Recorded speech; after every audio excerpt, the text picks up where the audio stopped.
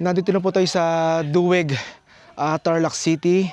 At makikita nyo sa ating background ay yung mga Zontes motorcycle. Zontes 400G, 400M at 400D. At meron tayo namumukod tanging kasama na SIM motorcycle. Walang iba kundi ang ADX TG 400. Grabe. Napakaganda na ito, kakwentuhan, no? Wow! Hyper BBS. So, isa sa mga features ng ADX-TG dito sa motorsiklo na ito. Alam niyo ba, kakwentuhan, kaisa-isang features na naisama sa motorsiklong ito na Hyper BBS. Wala nang ibang motorcycle sa SIM motorcycle na may Hyper BBS, at alam ko wala rin sa ibang brand ng motorcycle na may ganitong features Hyper BBS. Okay, so isa yan sa mga ating pag-uusapan dito sa ADX TG 400 ng SIM motorcycle. So itutur ko muna kayo dito kung ano ang meron kay ADX TG. Okay, ang una natin pag-uusapan yung kanyang DRL. Yan, kung mapapansin nyo ay para siyang pangil, no? So ito ay nakadesign sa isang animal na tinatawag nilang tiger fang. Yung tiger fang na yun yung may malaking pangil. Grabe, ang ganda yan. Tapos ito ay nakakorteng mata ng tiger. Kung titignan nyo sa kabuuan ng harapan nito ay talagang grabe, ang ganda. Diba? Kitang-kita. Yan. Tapos, ito ay crash guard pina-install na niya sa SEC motorcycle. So, pag binili nyo itong ADX-TG 400, so hindi po kasama ang crash guard at ang top box carrier, yung bracket niya. So lahat ito ay kay SEC motorcycle. Oh, grabe, ang ganda. Tapos tignan natin dito yung pinaka panel niya. So usually ito yung horn niya, signal light, high and low beam. So ito hindi ko lang alam kung ano to. Then ito ang switch, yung power on. Tapos yung gas tank cover. So ito. Then ito yung seat cover. So pagbukas niyan, wow, mapapansin nyo, pabaligtad po siya, kakwentuhan. Yan, pabaligtad siya. Tapos ang capacity ng kanyang compartment 32 o 33 liters po. Kasya po ang full face helmet po, kakwentuhan. Yan. Tapos naka hydraulic, so hindi siya hydraulic. Okay.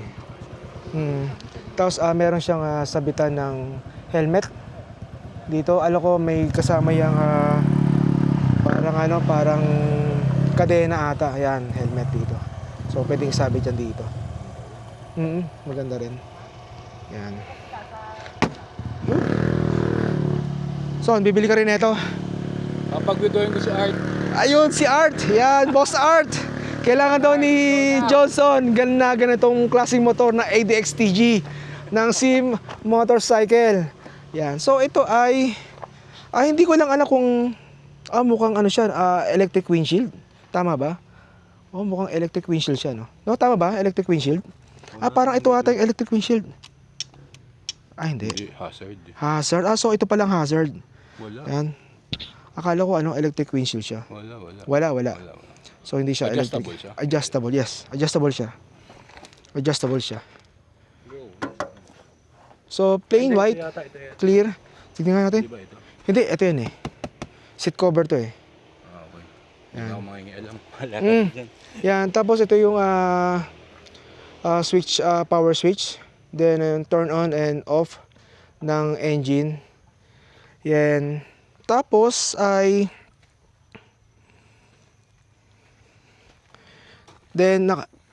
Lahat ng ilaw po nito ay naka-LED nakakwentuhan. Then naka-crash guard na siya. Yan, ang lupit, no? Then stainless, parang stainless siya, no? Then adjustable siya. So 1 2 3 4. Then passing light. So ito po siya kakwentuhan. Yan. Yan, tignan natin yung kanyang taillight. Ito yung kanina sinasabi ko yung taillight. Ang cute ng taillight niya. Para siyang ano yung tenga ng tiger o ng puma or cheetah. Galing no? Ang cute, parang pambata. Yan. Tapos yung side stand niya, yan, nakaano na siya. So meron na siyang may extended till para madali mo siyang ma-side stand. Hindi tulad sa Zontes. Ito ay Zontes. Ito wala. Ito binili aftermarket na lang to. So actually wala yan. Plain yan. Yan. Ito yung sa akin. Yan. So plain po yan. Yung side stand. Pero nakabisado naman natin. Ayan. Then at ang maganda pa dito kakwentuhan, naka chain drive na siya. Kadena na yan kakwentuhan. Kaya, ang lakas humagod neto, especially sa mga rough road. Yan. Tapos yung kanyang footrest. Yan. So, isang pair lang ng footrest para sa OBR. Then, may pangalan ng ADX TG. Wow. Grabe. Tapos, ito yung kanyang panel. So, kung makikita nyo, ito yung gas indicator, gas bar, tapos battery volt, kilometers. So ito hindi ko lang alam kung range ng gas 339 kilometers. So tingin ko yun no. Then battery indicator, then ito yung RPM, speed. So ayan po, may ABS at TSCS. Yan no. Halos kapareho siya kung ano yung meron sa isang maxi scooter na lumalabas na bago ngayon dito sa Pilipinas kakwentuhan. Grabe, ang ganda. Wow. Kakwentuhan, itong ADX TG 400 ng SIM motorcycle, ang kanyang seat height ay kapareho lang ng Zontes 400G. So ngayon ay sasakyan natin itong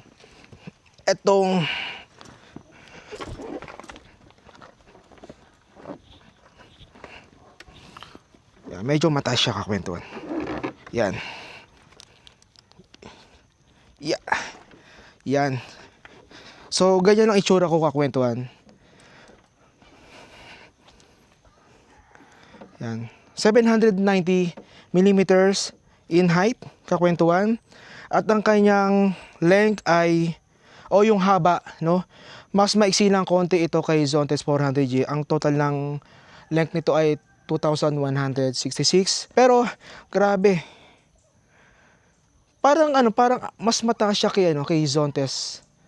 Kay Zontes 400G, no? Ganyan siya. So, tip 2 pa rin tayo kakwento. Ang height ko ay 5'6". Yan.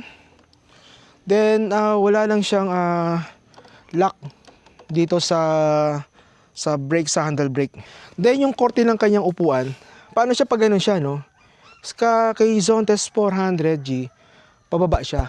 Ako for me mas nandadalian ako kay Zontes 400G. Syempre, since tiptoe tayo, nakakapag-adjust ako. Pero dito, mukhang, kasi pataas paangat So hindi ka makakaupo dito. Kasi pag umupo ka dito, ang taas mo na. Ayan. Pero ang nagustuhan ko dito, isa sa nagustuhan ko, ay pabaliktad yung kanyang compartment, no? Yung kanyang upuan. Galing. Ito nga palang ADX TG kakwentuhan ay tumitimbang po ito ng sa Corvette ay yung talagang clean, yung walang laman na langis at gasolina ay umaabot ito ng 213 kg. Medyo may kabigatan, pero pag sinakyan mo na siya, magaang siya. So ganoon naman talaga ang lagi. Pag nasanay ka naman gagaang na ito sa'yo. Tulad ng ating Zontes 400G, sa katagalan, nasanay na tayo sa kanyang bigat. Nagkakaroon na tayo ng konting muscle, no? Pero 213 sa Zontes 400G, 195 kilograms sa curve weight.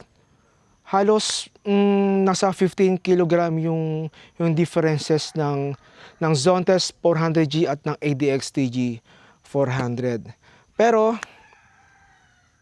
in terms of sa riding ng ADX TG ay siguradong magiging comfortable ko. So nakikita ko yung hobby ni Ate Bern pag nagdadrive siya, maliit na tao lang yun ha. Siguro mga 5'4", 5'5", nadadala niya to kakwentuhan. So magaling siyang dalhin kung kahit ano yung laki ng motorsiklo. So nagustuhan ng hobby ni Ate Bern yung ADX TG. Unang-una, kakaiba, no? Very unique, especially doon sa harapan niya. Nakita niyo yung LED light niya, yung DRL na pangil, tulad ng sa Tiger Fang. Kasi nga, nakadesign itong motorsiklo na ito sa mga animal, tulad ng cheetah. Yung korte nito, kung mapapansin niyo yung kakwentuhan, pag lumundog yung cheetah, parang ganun siya. Ganun yung korte niya. Tapos yung harapan ay Tiger Fang, yung pangil. Maganda yung pagkaka-design dito kay ADX TG. Okay, sa Hyper BBS, no, alam niyo kakwento sa mga features ng mga motorsiklo ay actually halos meron naman na. Pero ito nga nabanggit nga natin, si Hyper BBS ay kakaiba, very unique na features. Tulad ng nasabi natin kanina ay kay ADX TG lang ang merong ganong features. Ano nga ba ang Hyper BBS? Hyper Variable Valve System. Ito ay isang variable valve timing system na otomatikong inaayos kung paano bumubukas ang mga valves ng engine na tulad nga nitong ADX TG. Depende yan sa takbo o yung bilis ng engine mo, no?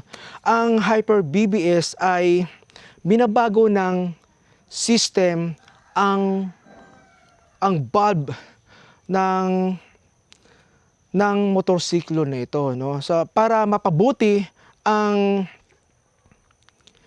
engine performance, no? Paano binabago ng Hyper BBS ang engine performance ng ADX TG? Okay, may dalawang klase yan. Isang low RPM at isang high RPM. So, may differences yung dalawang yan. Yung low-high RPM o yung bagal, especially kapag nasa city driving ka, no? So, ang Hyper BBS ay nakakapagbigay ng more torque, better fuel efficiency, at samantala ang high RPM ay nakakapagbigay ng more power, better airflow sa engine at stronger top performance o top speed performance ng ADX TG. Actually, munti ko na masabi yung Zontes 400 yun. ADX TG, no? So kumbaga, pag mabagal yung takbo mo, nagsiship siya na ganito yung gagawin niya. Parang inuutusan niya yung engine niya. Ngayon, pag mabilis ka, uutusan niya kung ano yung gagawin niya. Kaya, mas pag nasa long ride ka o yung tinatawag na nasa expressway ka, more power. So, ibig sabihin, nagbibigay ng power, talagang bigay todo yung kanyang engine performance. Samantalang kapag low RPM o yung bagal na takbo, nakapagbigay ng more torque at better fuel efficiency. Well, grabe itong ADX TG na kalalabas lamang nitong taon, no? Parang ito yung mga naglalaban-laban na maxi scooter Zontes 400G, ADX TG, maxi scooter, ano pa ba, yung Fortress 400 ng Bristol o ng QJ Motor. Yan, sila. So, pipili na lang kayo kakwento kung ano yung preference ninyo. Actually, ito ay kakaiba talaga kakwentuhan. Napaka solid. Dito nga pala kakwentuhan. Nandito yung kanyang USB port, Type A. So, nag-iisa lang po yung kakwentuhan. Okay, so sa compartment, so tignan natin kung merong Type C. So, wala na dito. Yan. So, nandito yung battery. Yan, makikita nyo kakwentuhan. Tama ba? Kung di ako nagkakamali. Battery. Yan. Tapos, meron siyang LED light dito. So, ayan. So, isa lang po ang kanyang USB port. Kakwentuhan. Kung hindi ako nagkakamali. So, correct me if I'm wrong. So, ito hinahanap ko nga yung other USB. Kung meron pa dito kakwentuhan. Yan. So, LED light. So, tignan natin yung kanyang signal light. Yan. So, signal light. Okay. So, ganda, no? Very unique. So, ito po ang kanyang key. At merong sariling yan. Keyless na to kakwentuhan. So, ito kakwento. Kung hindi ako nagkakamali, ito yung kapag may mga kapare-parehong mga motorsiklo na ADX-TG. So, alam ko, pipindutin lang to. Tapos, tutunog na yan para ma-identify mo na motor mo yon. So, ito yung compartment. Tama ba? Pares ba sa ng logo? Ayan, compartment siya. So, hindi mo na siya kailangan pindutin dito. So, meron na siyang switch o button sa remote. Kakwentuhan. Yes. So, keyless na rito kakwentuhan. So, para ma-on mo itong ADX-TG na to, so dapat magkatabi sila. O, hawak mo to o nasa bulsa mo at power on mo lang. Yan. At mag-on na yan. Alright, so ito ang nagustuhan. Isa sa mga nagustuhan natin. So, ito yung alarm. Then, nandito yung compartment. So, pag off, so hold and press. Tama ba? Ayan. So, turn off na siya kakwentuhan. Yan. So, syempre, sanay tayo kay Zontes 400G kung paano natin i-turn off at i-turn on. So, ito ay kakaiba. Syempre, yung mga motorsiklo ay may kanyang-kanyang style kung paano gamitin, paano i-on yung mga motorsiklo na katulad nga nitong ADX-TG nito. Pero, nung unang nakita, actually, ngayon ko lang nakita ng personal itong ADX-TG. So, na-impress ako kakwentuhan. Grabe. Mas lalo na yung nakita ko yung harapan na ito. Grabe, na-impress ako rito. Sobrang-sobra. Overall, kakwentuhan, good na good itong ADX-TG 400 SIM motorcycle. So, design pa lang kakwentuhan. Ang lupit! At thank you very much Ate Bern at sa kanyang hubby na pina-review yung kanilang bagong-bagong ADX TG 400 ng SIM motorcycle. Thank you very much. Shoutout sa inyo. Thank you very much Ate Bern.